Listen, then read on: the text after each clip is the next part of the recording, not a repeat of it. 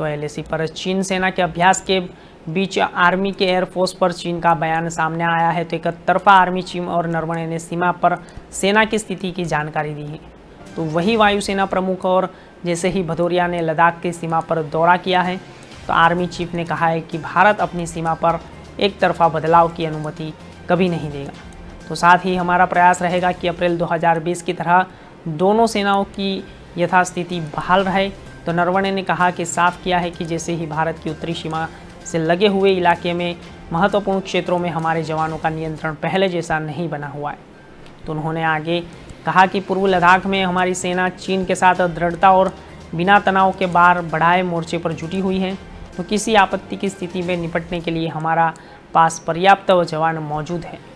तो जैसे सेना प्रमुख ने कहा कि भारत के और रुख बहुत स्पष्ट हैं। तो जैसे ही विवादित पॉइंट्स के सैनिकों को वापसी होने से पहले तनाव कम नहीं हो सकता।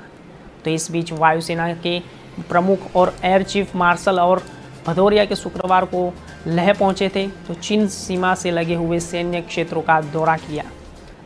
तो भदौरिया ने वायुसेना के अधिकारियों से सुरक्षा पर बात की और जवानों का हौसला भी बढ़ाया और लेह और कारगिल के ज़िले में वायुसेना के ऑपरेशन की तैयारियों के साथ जानकारी देते हुए वायुसेना प्रमुख ने अधिकारियों के सुरक्षा स्थिति पर भी बात की।